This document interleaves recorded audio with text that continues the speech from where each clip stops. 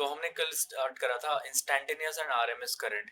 Instantaneous current किसी भी alternating current के लिए जो इक्वेशंस होता है इंस्टैंटेनियस के लिए, वो होता है आपका I is equal to I not sine omega plus five, I equal to I not sine omega T plus five. और यहाँ पे जो आई है वो इंस्टैंटेनियस करंट है और एट इंस्टेंट टाइम टी। और करंट, ये जो अल्टरनेटिंग करंट है वो चेंज होती है रेगुलरली, अल्टरनेटिवली पॉजिटिव और कभी समटाइम्स नेगेटिव।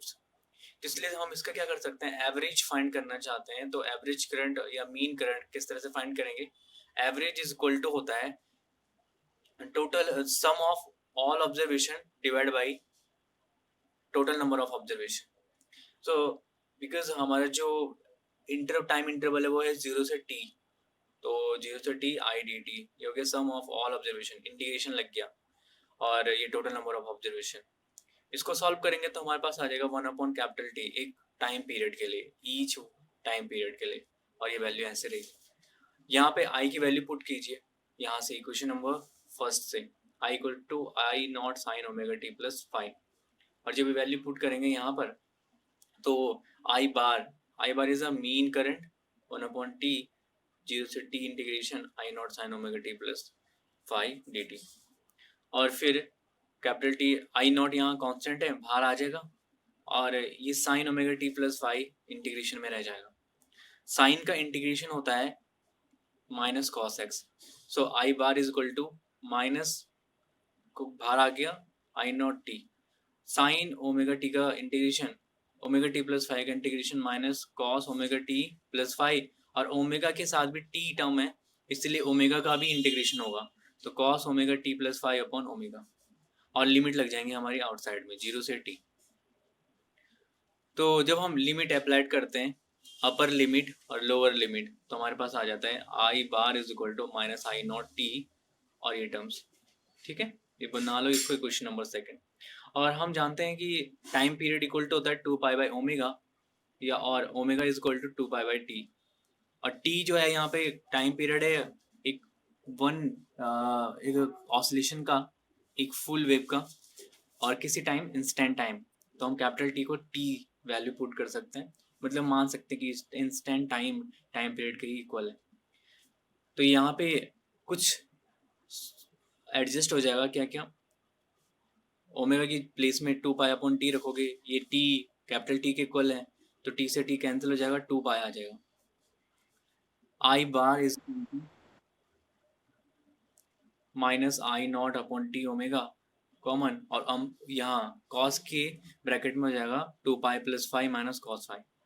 2π + 5 कॉस 2π + 5 होता है, ये फोर्थ क्वाड्रेंट में क्या करते हैं, लाई करता है, तो इसका वैल्यू होती है cos 5।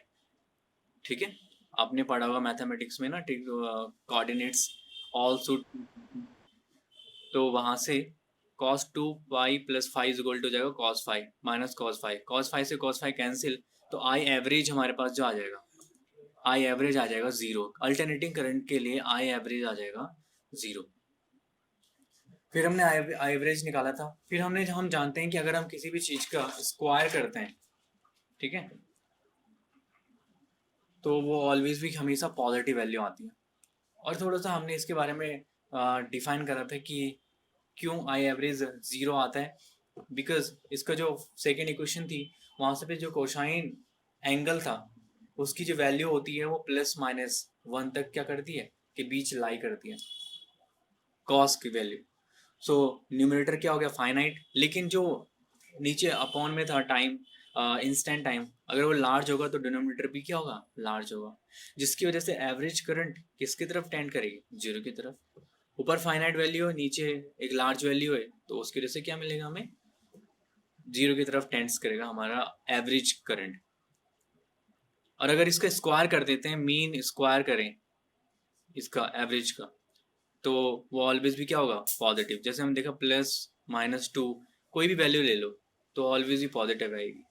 क्यों, बिकॉज इंस्टेंट टाइम में जो करंट था वो पॉजिटिव हो रहा था और फिर नेगेटिव हो रहा था, पॉजिटिव हो रहा था, नेगेटिव हो रहा था, अल्टरनेटिंग करंट था ना।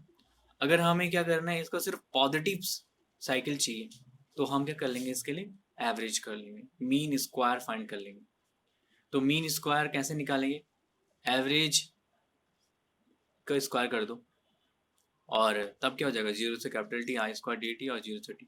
फिर से फॉर्मूला वही है, बस क्या है, आई स्क्वायर में I not square sine square omega T plus 5 हो जाएगा, और ये आई नॉट स्क्वायर को कॉमन ले लेना, कैपिटल टी कॉमन हो गया, और इंटीग्रेशन में आ गया sign square omega T plus 5। यहाँ पे हमने एक आइडेंटिटी यूज करी, ठीक है, cos two theta equal to होता है 1 minus sine two sine square theta, तो sine square theta equal to हो जाएगा 1 minus cos two theta upon two, theta की प्लेस में ओमेगा टी प्लस 5 है, तो इस तरह से हो जाएगा आई स्क्वायर एवरेज, ठीक है, I square average is equal to I not square upon two t, और जीरो से t 1 minus cos two theta d T, ठीक है, और I square bar is equal to ये वैल्यू यहाँ पे पुट कर दोगे तो इंटीग्रेशन क्या होगा, पहले 1 के साथ इंटीग्रेशन डी टी, फिर integration cos two omega T plus 5 D T, इसका इंटीग्रेट करोगे तो इसका इंटीग्रेशन करने के बाद आपके पास क्या आ जाएगा, टी, ये इंटीग्रेट करने के बाद आएगा आपके पास I square bar is equal to I not square two t, और पहला वाले का इंटीग्रेशन करके टी आएगा, और क्योंकि बाहर भी लिमिट क्या है, जीरो से टी है, और साइन कॉस का क्या होता है integration, cos x D x का इंटीग्रेशन होता है साइन एक्स, तो साइन टू थीटा अपॉन, और ओमेगा के साथ टू की मल्टी टी भी है इसलिए टू ओमेगा अपॉन में, फिर से वही t is equal to two pi upon omega, तो omega into t equal to हो जाएगा टू पाई, तो ओमेगा इंटू टी, टी आपको फिर से यहाँ पे कैपिटल टी पुट कर सकते हो according to the limit, upper limit minus lower limit, यहाँ पे लिमिट अप्लाई करी तो इसलिए टी की प्लेस में टी आ गया, जीरो रखोगे तो जीरो हो जाएगा, और फिर यहाँ पर omega t is equal to two pi, तो ओमेगा टी की प्लेस में टू पाई रखोगे, टू का मल्टीप्लिकेशन कर लो अंदर, two two four pi two five और minus sine two five, I not square upon two t, t minus sine four pi plus two five minus sine two five upon two omega, फिर से वही, अगर इसको two times आप rotate कर रहे हो साइन थीटा की वैल्यू, फिर से आएगा तो थर्ड फोर्थ कोऑर्डिनेट्स में, तो sine four pi plus two five equal to sine two five, तो minus sine two five cancel each other, तो ये टर्म्स हो गया हमारा जीरो, बचा टी, टी से टी कटा, और इसके बाद I nought I square bar is equal to I not square upon two, ये आ गया हमारा मीन स्क्वायर करंट, ठीक है, मीन स्क्वायर करंट, और फिर हम निकालते हैं R M S, so root mean square current, बस क्या करना है, अंडर रूट लगा दो इसके बाद, इसके बाद लगा दो अंडर रूट, तो ये आ जाएगा हमारा आई आर एम एस, और आई आर एम एस को हम कहते हैं वर्चुअल करंट भी कहते हैं, रूट मीन स्क्वायर करंट को वर्चुअल करंट भी कहते हैं, ठीक है, so under root I square bar is equal to I not upon under root, ये वैल्यू आ गई थी हमारे पास, और ये वैल्यू की वैल्यू लगभग होती है आपकी 0.707 और आई नॉट, ठीक है, आप यहाँ पे अपनी थोड़ा सा आगे वो लिख सकते हो, रूट टू की वैल्यू होती है 1.414, वैल्यू रखोगे तो 1 से डिवाइड कर दोगे तो आ जाएगा 0.707 I not,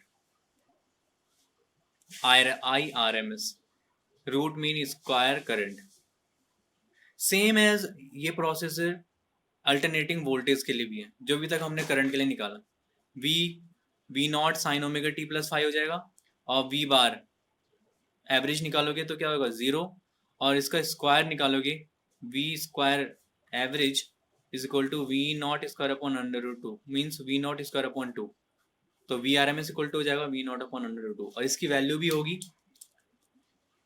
is equal to 0.707 V nought, ठीक है, तो ये हमने पढ़ लिया था कल, इंस्टैंटेनियस करंट, इंस्टैंटेनियस वोल्टेज और R M S value, root mean square value.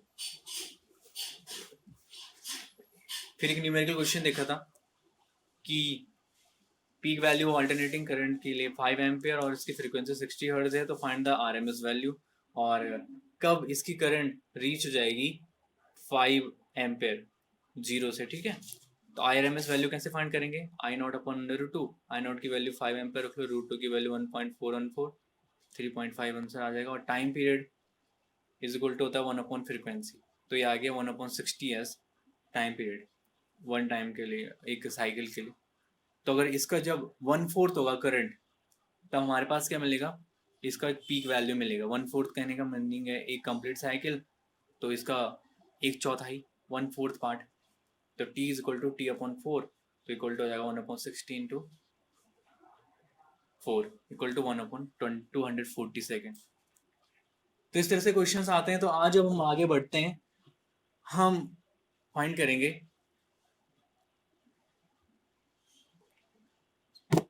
Thermal energy. ठीक है, क्या फाइंड करेंगे, thermal energy develop in 1 time period.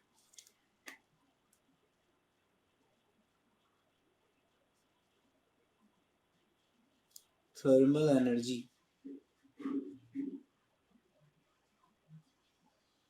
developed in 1 time period.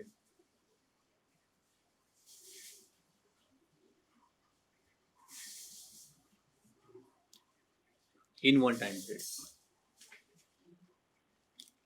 तो वी नो दैट अगर हमारे पास क्या है कि एक आर रेजिस्टेंस को कंसिडर करते हैं, ठीक है, इन आरएमएस करंट और आरएमएस वोल्टेज के लिए।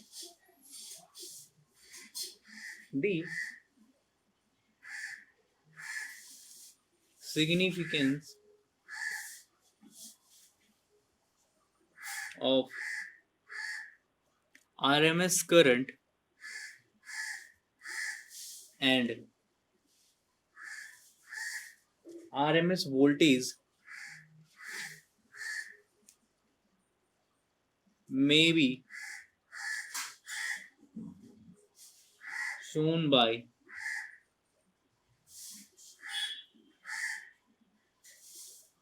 considering a resistor of resistance capital R carrying a current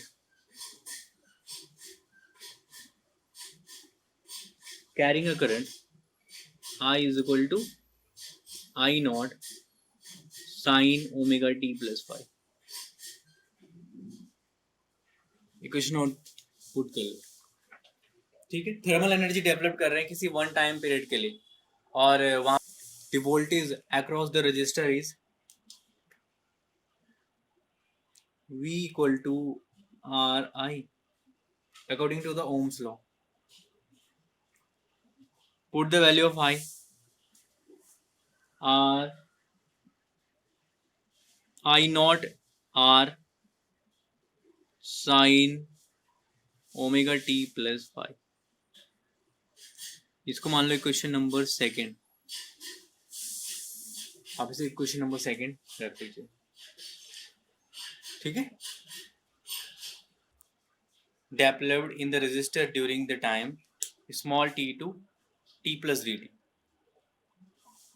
क्योंकि जब इलेक्ट्रिक करंट फ्लो होगी तो वहां पर कुछ ना कुछ क्या होगा, थर्मल एनर्जी प्रोड्यूस होगी, पढ़ा था ना हमने।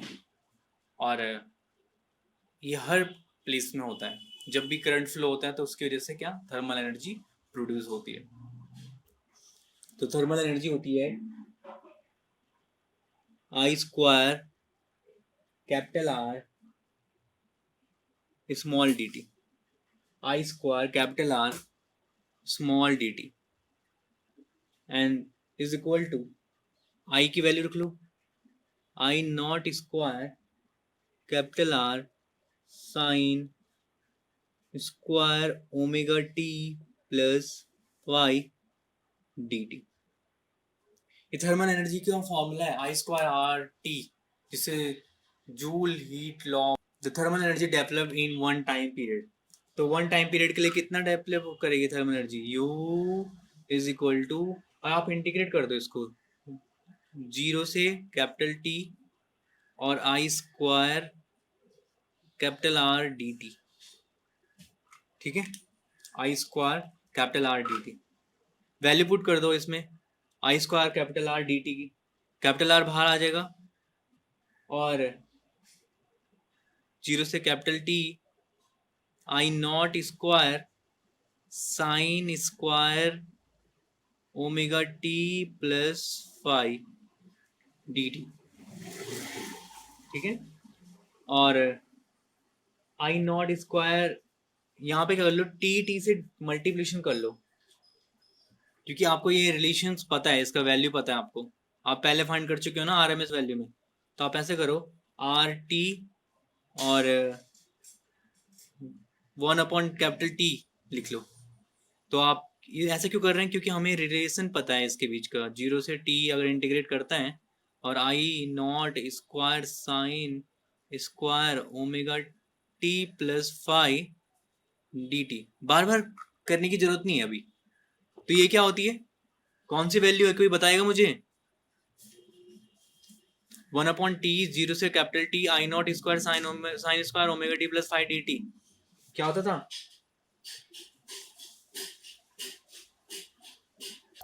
तो इसका पूरे का सॉल्यूशन करके आएगा I R M S square R T, और यही है thermal energy develop in one time period. तो क्वेश्चन है, आपको पीक वोल्टेज फाइंड करना है और हमारे घर में जो सप्लाई आती है वो कितनी है, 220 वोल्ट एसी है। तो इसका मतलब क्या है, पहले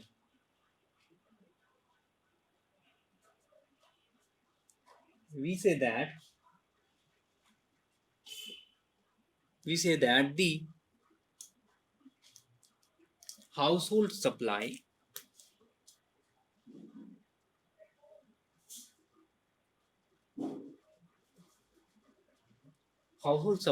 is 220 volt AC. We mean that the RMS value is 220 volt. That means the RMS value is 220 volt. और जब RMS वैल्यू 220 वोल्ट है तो we know that VRMS is equal to V naught upon under root 2. V naught upon under root 2 होता है कि नहीं होता है VRMS, और ये इसकी VRMS वैल्यू है, तो पीक वैल्यू कितनी हो जाएगी,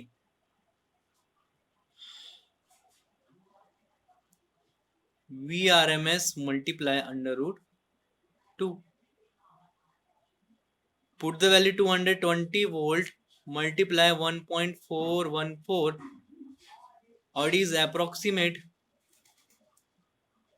311 वोल्ट। पीक वैल्यू होगी कितनी, 311 वोल्ट। समझ में आया? तो जो भी सप्लाई हमारे घर में आती है वो किस फॉर्म में होती है, आरएमएस वैल्यू में होती है। इसीलिए हम आरएमएस वैल्यू फाइंड करते हैं किसी भी अल्टरनेटिंग करंट का और अल्टरनेटिंग वोल्टेज का। तो जनरली हम जब भी वोल्टेज या करंट मेजर करते हैं जो हमारे अल्टरनेटिव हैं वो हमेशा आरएमएस वैल्यू में ही फाइंड करते हैं।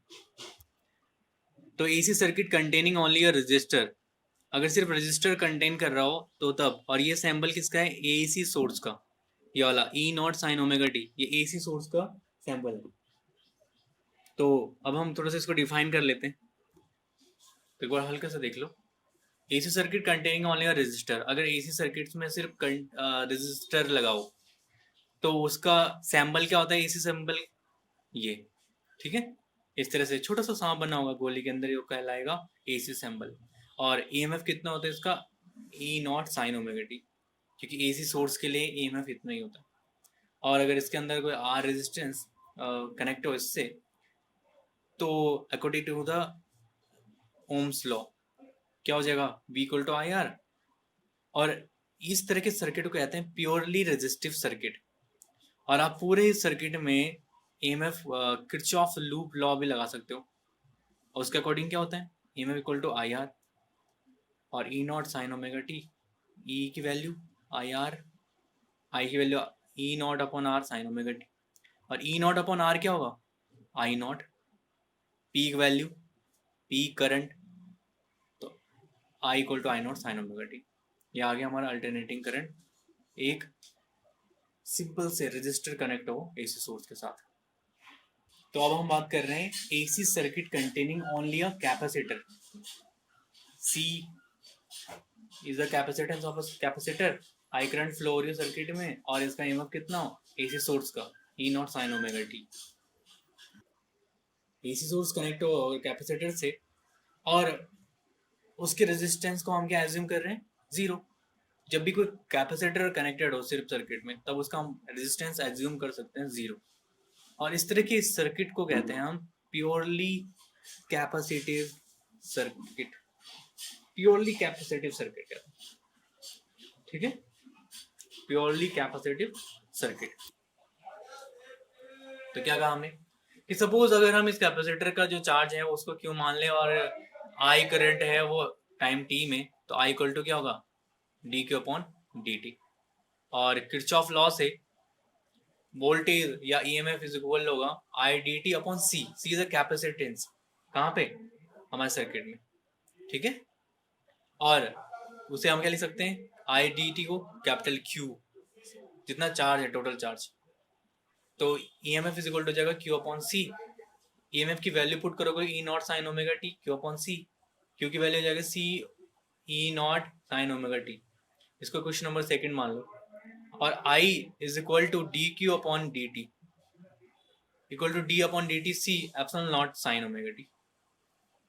और I इज इक्वल टू, इसका डिफरेंशिएशन करोगे तो C और E नॉट क्या है, कॉमन ले लोगे, D upon D T sine omega T. और I इज इक्वल टू हो जाएगा C E naught omega cos omega T. And इस पूरी वैल्यू को हम करते हैं I naught cos omega T.